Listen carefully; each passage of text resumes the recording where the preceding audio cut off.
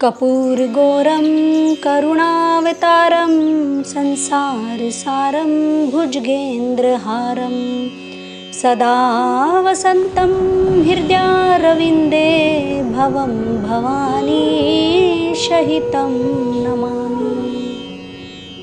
हरे कृष्णा। श्रावण मास के इस पवित्र मास में भगवान शिव के इस दिव्य ज्योतिर्लिंग की कथा श्रृंखला में आपका स्वागत है। तो चलिए अब हम श्रवण करते हैं अगले ज्योतिर्लिंग की, जो अपने आप में अद्वितीय है। इनकी अनेक विशेषताएं हैं और सबसे बड़ी विशेषता ये है कि इस ज्योतिर्लिंग के साथ एक शक्तिपीठ भी विराजमान है और ये ज्योतिर्लिंग है मल्लिकार्जुन ज्योतिर्लिंग। आंध्र प्रदेश के श्री शैलम पर्वत पर कृष्णा नदी के तट पर स्थित ये मंदिर दक्षिण का कैलाश कहलाता है। और जानते हैं इसका कारण क्या है?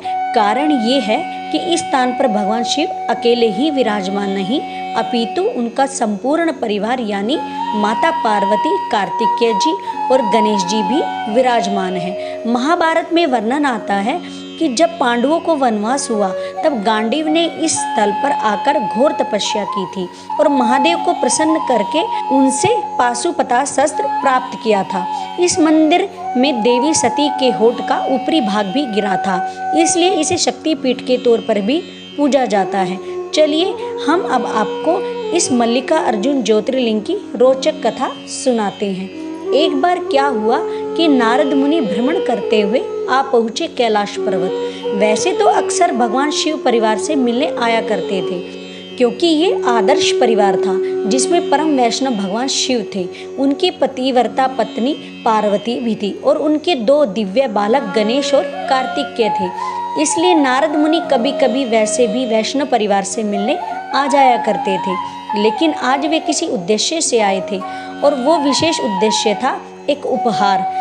जैसे ही नारद मुनि ने कैलाश पर्वत पर प्रस्थान किया, उसी समय सभी ने उनका स्वागत किया। भगवान शिव के परिवार अत्यंत खुश थे और उनके चेहरे पर एक जिज्ञासा थी। नारद जी ने प्रसन्न मुख से कहा, आप सभी से मिलकर मुझे अत्यंत प्रसन्नता हो रही है। आज मैं एक उपहार लेकर आया हूँ और वो उपहार मैं गणेश और कार्तिकेय को देना चाहता हूँ। अपना अपना नाम सुनकर गणेश और कार्तिकेय के कान खड़े हो गए। नारद मुनि ने अपने झोले में से एक सुंदर आम्र फल निकाला और उस फल को सबको दिखाते हुए कहने लगे, ये कोई साधारण आम्र फल नहीं है। इसकी विशेषता ये है कि जो भी इसको खाएगा उसको उसी क्षण संपूर्ण ब्रह्मांड का ज्ञान, विद्वता, बुद्धि प्राप्त हो जाएगी। अब नारद मुनि के मुख से इस आम्र फल की इन विशेषताओं को सुनकर गणेश जी के मन में तुरंत उस फल को खाने की इच्छा प्रकट हुई। अब दोनों भाई नारद मुनि के वाम आकर खड़े हो गए। अब नारद मुनि ने दूसरी पहेली सामने रखते हुए कहा कि समस्या ये है कि मेरे पास एक ही फल है, या तो मैं ये फल गणेश को दे सकता हूँ या कार्तिकेय को, दोनों में किसी एक को ही दे सकता हूँ। अब नारद मुनि की ये बात सुनकर भगवान शिव और माता पार्वती चिंतित में पड़ गए। उनको दोनों पुत्र ही अत्यंत प्रिय हैं। आखिरकार शिवजी ने कहा, मैं चाहता हूँ कि ये फल कौन खाएगा, उसका निर्णय वे स्वयं करेंगे, वो भी स्पर्धा के माध्यम से। इन दोनों में से जो भी इस शर्त को जीतेगा वही इस फल का अधिकारी बनेगा। और स्पर्धा इस बात की होगी कि गणेश और कार्तिकेय दोनों में से जो भी संपूर्ण ब्रह्मांड की 3 बार परिक्रमा करके सबसे पहले आएगा वही विजेता कहलाएगा। ये सुनकर कार्तिकेय तो बड़े खुश हो गए।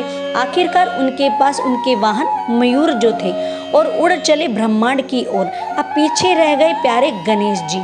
अब उनके पास तो था छोटा सा मूसक, इसलिए निराश होकर वे सोचने लगे, अब आखिरकार क्या किया जाए। अचानक उनके मन में एक विचार आया कि पिताजी ने ब्रह्मांड की परिक्रमा करने के लिए कहा है, लेकिन कौन से ब्रह्मांड की ये तो नहीं बताया।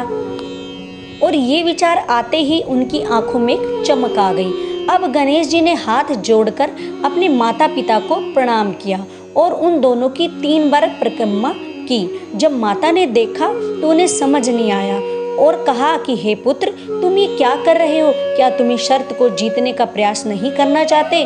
तो गणेश जी ने कहा, हे मेरी प्रिय माता, पिताजी ने ब्रह्मांड की परिक्रमा करने की शर्त रखी है और मेरे लिए तो मेरे माता पिता ही मेरे लिए संपूर्ण ब्रह्मांड और संसार है। इसलिए मैं आप दोनों की 3 बार परिक्रमा पूर्ण कर ली है। गणेश जी के इस तर्क संगत वाक्यों को, अप्रीतम बुद्धि को देखकर भगवान शिव और माता पार्वती अत्यंत प्रसन्न हो गए।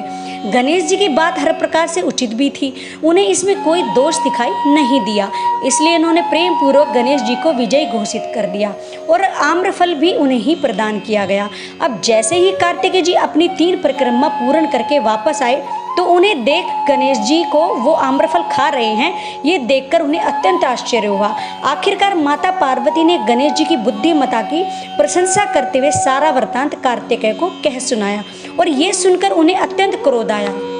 उनके क्रोध का कारण ये था कि उनके माता पिता ने गणेश जी को विजय घोषित करने से पहले उनकी वापसी की प्रतीक्षा भी नहीं की। ये सोचकर वे बहुत दुखी हुए। अब क्रोध में आकर उन्होंने निर्णय लिया कि अपने घर का परित्याग कर देंगे और सबसे श्रेष्ठ ज्ञान को अर्जित करने के लिए तपस्या करेंगे। उनके इस निर्णय को सुनकर माता पार्वती और भगवान महादेव को आश्चर्य हुआ। उन्होंने कार्तिक को समझाने का बहुत प्रयास किया, लेकिन कोई लाभ नहीं हुआ और निकल गए क्रौंच पर्वत पर तपस्या करने। अपने पुत्र के वियोग को सहन न कर पाने के कारण भगवान शिव और माता पार्वती उन्हें मनाने के लिए क्रौंच पर्वत पर पहुंच गए। उन्होंने कार्तिक को अनेक वात्सल्यपूर्ण शब्द कहे और कैलाश पर वापसी लौटने की विनती की, पर वो नहीं माने। उल्टा अपने माता पिता को वहां देकर वे दूसरे पर्वत पर 3 योजन दूर चले गए और अंत में इस बात पर सहमति बनी कि प्रत्येक मास की अमावस्या पर महादेव कार्तिकेय से मिलने जाएंगे और प्रत्येक मास की पूर्णिमा पर देवी पार्वती उनसे मिलने जाएंगी। इस प्रकार भगवान शिव ज्योतिर्लिंग के रूप में उसी स्थान पर स्थापित हो गए। अर्जुन शब्द भगवान शिव का ही एक नाम है और मल्लिका यानी पार्वती देवी, इसलिए इस लिंग को मल्लिका अर्जुन ज्योतिर्लिंग कहते हैं। इस ज्योतिर्लिंग के दर्शन करने की महिमा का वर्णन करते हुए श्रीला शुद्ध गोस्वामी जी कहते हैं कि इस ज्योतिर्लिंग का दर्शन करने मात्र से व्यक्ति का पुनर्जन्म नहीं होता। ये एकमात्र ऐसा शिवलिंग है जिसका अभिषेक करने के बाद श्रद्धालु इसका स्पर्श भी कर सकते हैं और किसी अन्य मंदिर में संभव नहीं है। ये ज्योतिर्लिंग कृष्णा नदी के तट पर है और लगभग 2 हेक्टेयर जमीन पे विस्तारित है। इस मंदिर का प्रवेश द्वार राजगोपुरम स्तंभ पर अत्यंत सुंदर और विशाल है। मल्लिका अर्जुन ज्योतिर्लिंग के दर्शन करने के बाद वहां साक्षी गणपति के दर्शन करने भी जरूरी है, नहीं तो आपके दर्शन अधूरे माने जाएंगे। अगर आपको हमारी ये कथा अच्छी लगी है तो हमारे चैनल को लाइक एंड सब्सक्राइब अवश्य करिएगा। हर हर महादेव।